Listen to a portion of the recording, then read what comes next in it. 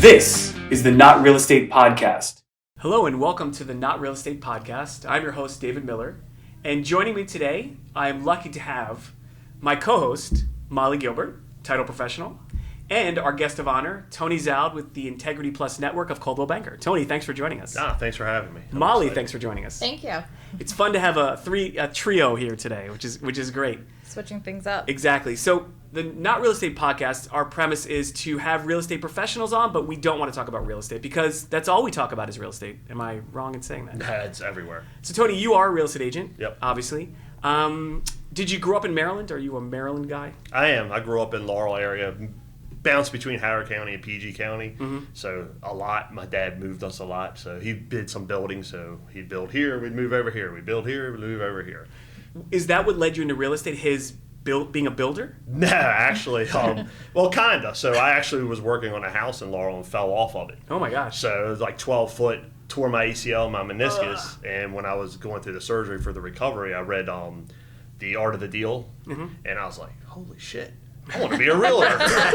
It's nice that a book can lead you to... It was. I was like, man, the negotiating and all. I was like, this sounds awesome. A lot better than physical pain. Yeah, and I went ahead and after I got done, I took my classes and everything. And, slung a hammer during the day, took classes at night till I got my real estate license, and then ended up working with Weichert. Does it come naturally to you? Do you think these skills that you have to be a realtor, was it something you were born with that you had when you were younger, or is it something? No, actually, I don't think I was much of a people person. Really? I think you are. I think I became like more open. Like I like people, but if I don't know you, I don't just like, hey, how you doing? Like, So my dad actually threw me into sales doing the construction. So he's at a point, he's like, you know what? I'm going to take you out to this appointment. Me and you're going to do this together. I'm going to teach you this side of it. And he set up like 4 appointments, called me that morning and said, hey, I got booked on other appointments. You got those. Good luck. Wow. And that threw me into sales. So I started doing that part. And then reading that book, it kind of got me motivated. And I was like, my heart was never in construction. Uh-huh. So with the real estate, it kind of like, I really like this. But I assume with a construction background, it helps you when you look at properties with your clients, right? To walk in and see what needs to be done. Oh, yeah. When we walk through with buyers, because I grew up doing it, Right.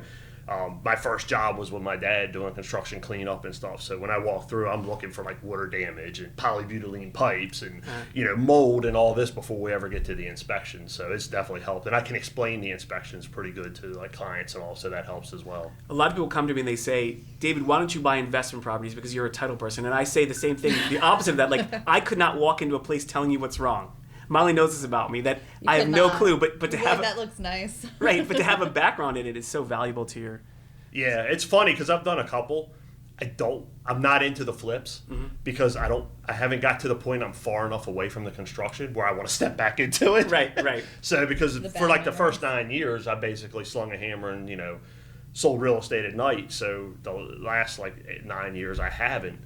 But I still don't want to really step back into that world of actually managing the projects and all too much. But it still has helped you, though, because I know I call you about questions about things for my house, and you know the answers right away. And so it's definitely a help. I grew up doing it my whole life. So negotiating for sellers, it helps a lot, too, right? When they send over the home inspection report, it's like, oh, well, this is cosmetic. It shouldn't be on here. Or this is a code upgrade. So I can, kind of, Let's do this go through and it. Yeah. When people have home inspections, I assume to have someone like yourself, you can kind of understand what really is the crux of a problem versus something that's more cosmetic to if people really want the house, right? Exactly. It helps me explain to them, which puts them in a better comfort, I think. Right.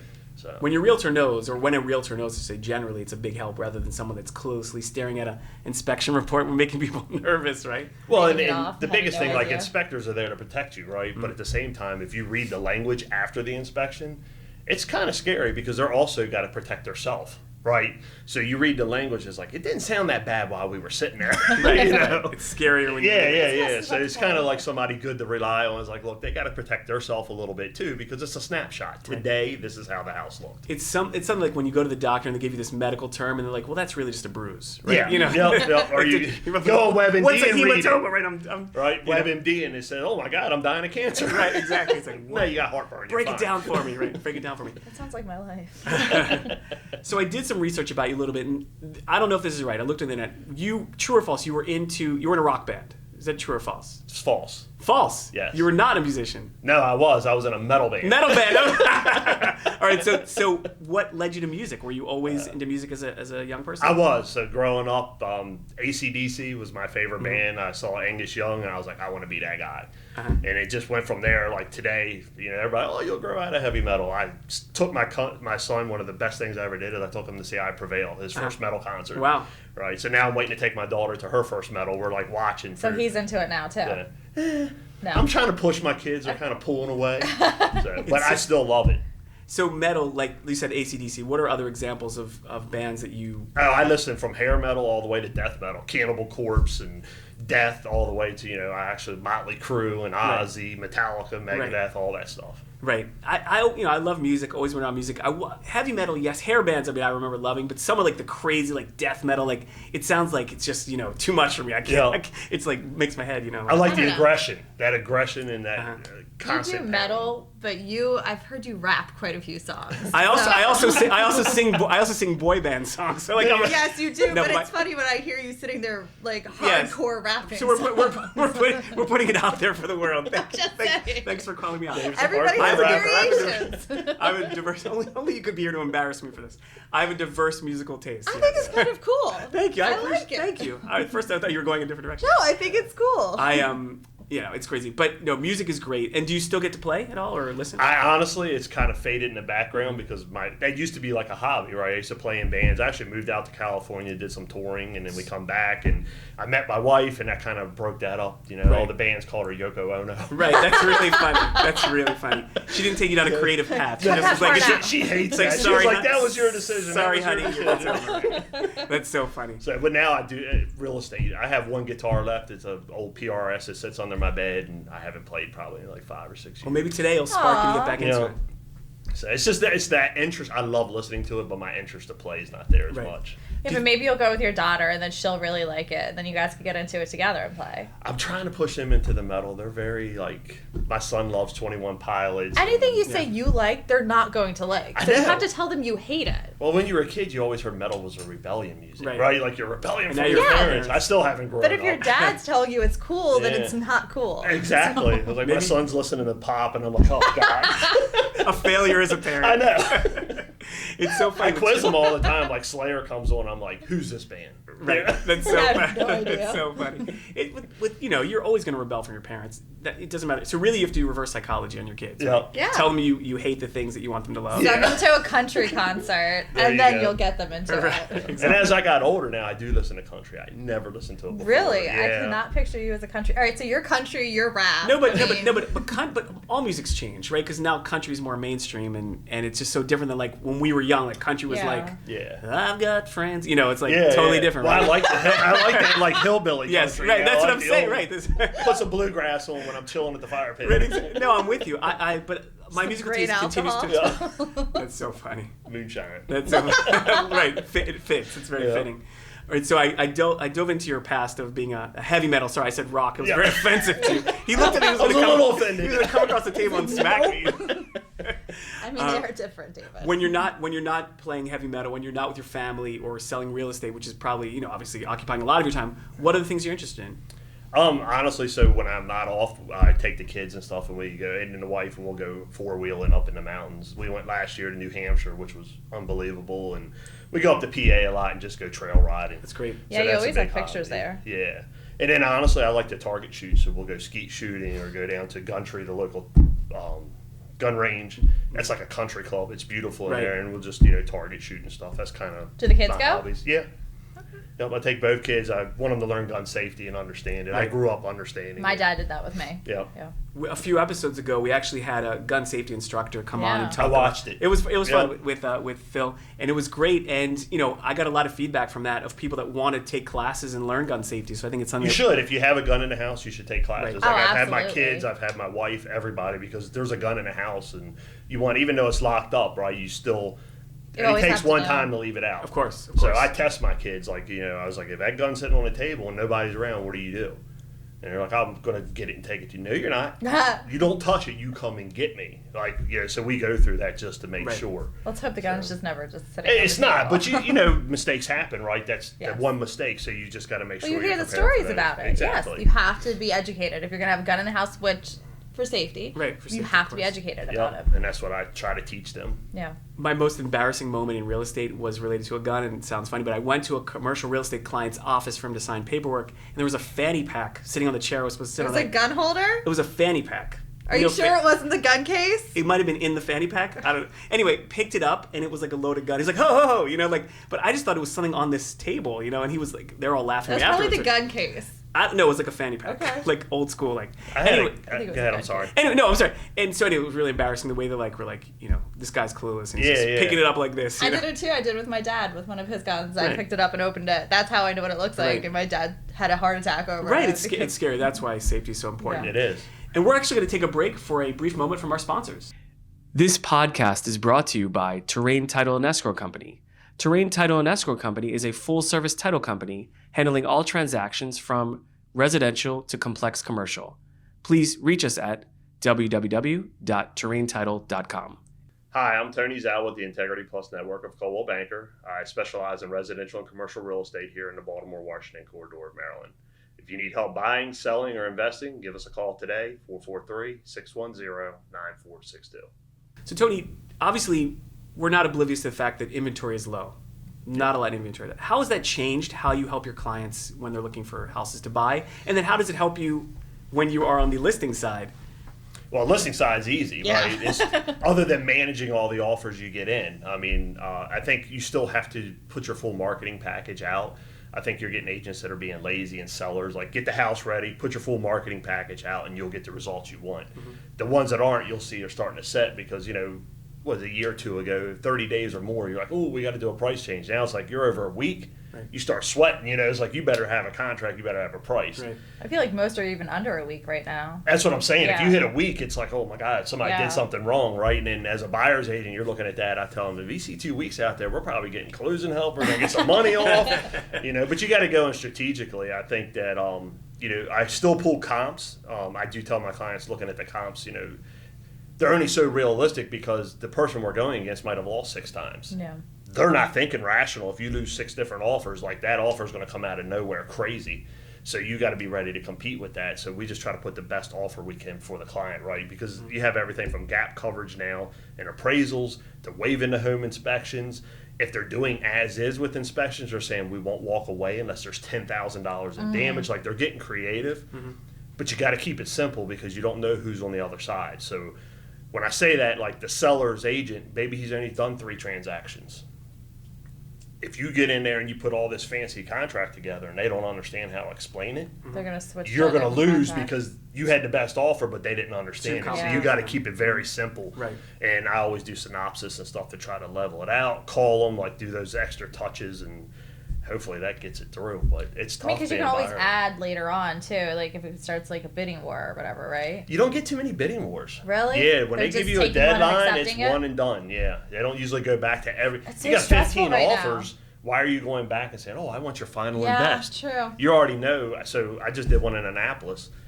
We listed for $399. I got offers up to $520. This is on a little split foyer, 1,300 square foot. It's like, where did that number come from? Good time to sell a house. Yeah. Do you see any slowdown in that? I mean, we're doing this episode at the end of March in 2022 for anyone listening, watching, and using a calendar.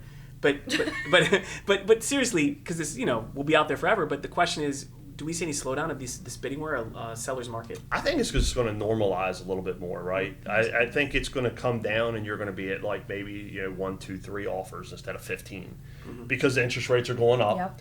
Yep. They're still awesome, right? I mean, my first house I paid 7%. Right. That wasn't that long ago, Yeah. Right. so they're still at a great rate. But I do think it'll normalize. I don't think we're going to tank unless they go crazy and interest rates hit 10% or something. I don't think we're nuts. going to tank either. No, I think it's just going to normalize, which we need more inventory and just a more flattening. If I can write 5, 6 offers, I might only win 1 or 2. Right. So if I'm winning all 5 or 6, the market's even better. Do you think what's going on is going to chase away super part-time agents? Do you think they're going to leave the industry because they can't find houses for buyers? Yeah, I think you might have some thinning of agents. I mean, when it's hot, everybody piles on, right? It's like, oh my God, it's HGTV out here. You know, we're all making millions. Same with title companies. I mean, the more pop up in a refi boom, and now that we're out of that, we're going to see companies sadly close up. But hopefully the cream continues to rise. Title professionals like Molly, can work with people to help them because they've been in the industry for a very long time. I think it's kind of a good thing if we can weed out title companies or real estate part-time agents. It shows the ones who are actually in it, who have the intelligence in it, so they can help the client better. So I don't think it's necessarily a bad thing. They have the care. I think that's the biggest thing that lacks. You get so many part-timers or they don't really care. They don't know enough. They think they're going to make money. Oh, what's the next deal? What's the next deal? If you take care of people, they're going to take care of you. Yeah. And as you both know, as real estate professionals and title and real estate generally, it's the ones that make it their life and their life's mission to do a good job that really people should be working with, not the people that do it 9 to 5 or 8 to 1 or whatever. You can't schedule this industry, and that's the common theme I've had with every real estate agent we've talked to, is that this is a lifestyle. It's not just a job. Yep. I don't think anybody in this room right now has turned off their phone or turned off their work at 5 o'clock. No. Like, it's just not possible. You couldn't. You can't be in the industry. You couldn't. Nope. Technology. Obviously, 2022, who knows what's coming in the future. We have online competitors of yours that are just out there. How have you seen technology help what you're doing? And then what do you see as like the danger of technology in real estate with what you're doing? I honestly don't really see too much danger other than the algorithms. When they kick in and they tell you, oh, their house is worth this much. A lot of times it's just spreading out too wide. So it gives people it gives them the wrong idea. Uh-huh. So I think that hurts. They need to try to fix that up a little bit. But other than that, I love the technology. I mean, it does make us more accessible. So people expect, Sunday night at 8 o'clock. Right. You're not watching a football game because they're texting you about a deal. Right. Yeah. So that kind of stinks. But I mean, I think if you get into this and you're working, you kind of expect a lot of that type of stuff. Because the industry moves fast. So I think if the technology moves fast with us, it helps overall. I can't imagine going back to where they used to have the MLS book. Right. And you had to run around with the Holy Bible of real estate. Right. Facts over oh my God, you know how long that would take? Right. A Game of Thrones book of flipping. Those agents and title companies, they went through the fire, right? They did it all. Yes, they've lived it. It's amazing. I grew up around the title industry, and Molly did as well, actually. And to see what our parents' generation had to go through in technology for title. I mean, they were getting home at 2, 3 in the morning because there wasn't the ability to work from home. Yeah. And and you had to courier things instead of email them for documents that to be signed. So it was an amazing time. There were no wires. It was all check related. And you had to wait for the money. You had to get the checks in ahead of time. I remember we had 6 fax machines all lined up because you had to have your incoming and you had to have your outgoing faxes because you were getting so many faxes. It was like a whole room of fax machines. It was amazing. We're very lucky and blessed to work in this technological, world, I think. Well, could you imagine running around with the beepers? Right. Right. Oh, that must be my client. Let me find a cell phone. Let me find a payphone. Yeah. That's so funny. I did have a beeper for a brief time. I just want you to know. I did. Did you have one? Oh, yeah. Okay, remember we talked about this? I didn't. I was the uncool kid. I never had a beeper. You were a loser. I never had one. I mean, I pretty much felt like it because I never had one. Everybody else had their beepers and they had their little codes. I don't even know what the codes are. Right. I had a blue one. It was awesome. Yeah. It was an awesome. And I had the Nextel, right, where you had the speaker. Yes. I didn't even have that. I had it. It drove people crazy. It did, because I'd wait till my dad or something. We'd be in Home Depot, and he'd be in line, and I'd yell something. While he's in line, and people look around. So what we're saying here is I was a loser. Yes, you need to go back in time. Time machine. I blame my parents. It's all of that. Oh my gosh! And then I got a cell phone. It was huge. To get I had the Nokia, the big black one. That had the Snake game. Mm-hmm. My friend, I let him use it once. He beat the record in the Snake game. I never beat it. My first phone was the flip phone. All right, so you're a little younger than I am, so you were that advanced. Young. Yeah, but flip phone. I mean, we had this straight phone log. That's so funny. Technology has definitely changed. I mean, even for us, in the title industry, it's changed and it's growing and it's great. I think. Listen, hopefully it doesn't slow us down. Which hopefully just makes us work harder and more success, right? For everyone you have to learn. You have to change with the times. Right, no question. Tony, so unrelated to real estate, you are on vacation. What's your dream vacation? I don't know. Do you ever take a vacation? I do. So I on a beach. I would like to be up in the mountains, where I can walk off my back porch, do some target shooting, jump on my 4-wheeler and go riding. So you should go to Montana. Yeah, do some boat. Oh, I love Yellowstone. Yeah, I love we were it. just talking about it. Yellowstone, and I'm not a cowboy by any means, but it's my favorite show. That made me want to buy a cowboy hat, you know? It's like, I love that I was show. telling someone, like, I search Montana ranches on Google right now. Yep. It's just fun to look at. I don't search ranches. I search just land because I want to have land. Yeah, I want as many as many acres as possible. And But, that's not a good show to watch for real estate because they are like, they're never selling. well, they're cougars, man. They're tough on each other. It's like you sell it or they pull a gun out. I don't know if it's so really. I'm like thinking when I go to Montana, like every time I'm step my foot, like there's either a rattlesnake, someone trying to shoot me, You'll steal have my to deal land. with Beth. Right, crazy Beth. I couldn't do it. Rip's gonna be there, It's a great show. If anyone hasn't watched it, we're endorsing Yellowstone. Yes. It's a really good show. Yeah, it's a good Yes. show. It is a great show.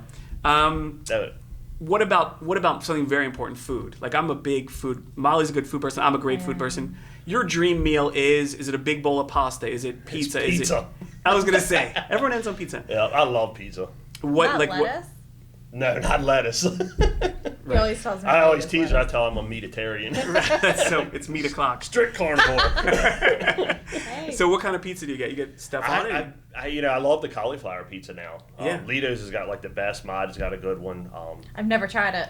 But I bounce. So one day I was like, I like Pizza Hut. Then I like Frank's.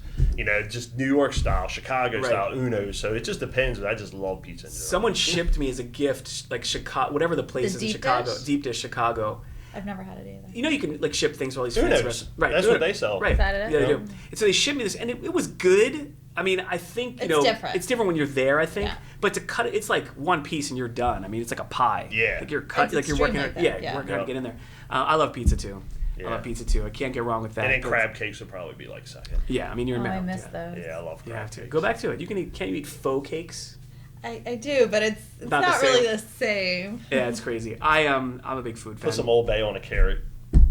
I do eat. I take veggie soup and I put a whole bunch of Old Bay in there, and then I try to trick myself that it's Maryland crab soup. There you go. Just tell my brain it is, and then just go with it. That's good. No, I mean I'm a big fan. I can talk about food with you guys all day long. Yeah. And then my big finale question: What's the best movie you've ever seen? Putting you on the Best spot. movie? Ever. That's tough. Molly, think about it. I need your answer too. Oh, I don't know. Yeah. For me, I'll give you mine. I think Gladiator. I could watch Gladiator with Russell Crowe 1 billion times. I've seen it Really? a lot. Yeah. Yeah. It's fun. Like crazy action. Mine changes over time, right? Like, I mean, for years, I'll be honest, I love the Toy Story. Yeah. Okay. Listen. With the kids, yeah, Buzz Lightyear, I it was love great. that guy. It was great. So, I and know. then, I kind of like the movie Day After Tomorrow.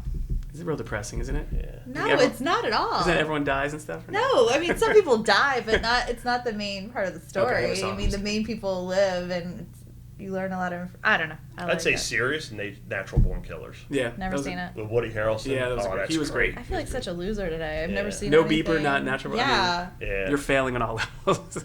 Sorry, Mom. So, what's What your was favorite wrong with superhero my movie? life? I know you like superheroes. Yeah, I think with what's his name, Christian Bale, the Batman ones. Really? Where when he trains, I like The new Batman is amazing. I heard it's good. Amazing. Yeah, Have I you haven't seen it. My son did. He said he loved it. It's amazing. Yeah. But when I like any movie where there's like a training montage, like Rocky back in the day. Uh-huh. So like when he goes and he trains with, was it Ra's al Ghul? Or whatever Yeah, his name is? yeah. It was awesome, right? I love that kind of stuff. That's cool. I like the Wonder Woman, the first Wonder Woman. The second one was a train wreck, but the first Wonder Woman, I thought they did awesome. Well, like, DC. what about the yeah. recent ones? That's like, what I'm talking Yeah. about. The recent one. Oh, okay. The newer one. Well, I heard the DC second one was really universe. bad. It is. I haven't It's seen horrible. it because I heard it was horrible. Yeah, the first one I thought was one of the best ones put together. I think like the Endgame. the original movies are the Avengers best. was really good, Right. obviously. Well, If- yeah, you're not gonna get better No. than the If original. we ever Avengers. fail in real estate, I think we should be film critics. I think we could Yeah. sit around and just talk about Talking about food and, do food, and movies. not Oh, film. this pizza sucks. This is a great movie. Exactly. Well, I really want to thank you, Tony, for joining us today. It was great to get to know you better. I want everyone out there to get to know the human being behind the work ethic that you are. Yep. And Molly, thank you for joining us. It was amazing to have you as a co-host. Welcome back anytime. Come join us anytime. And thank you very much for watching and listening, and we will see you next time on the Not Real Estate Podcast.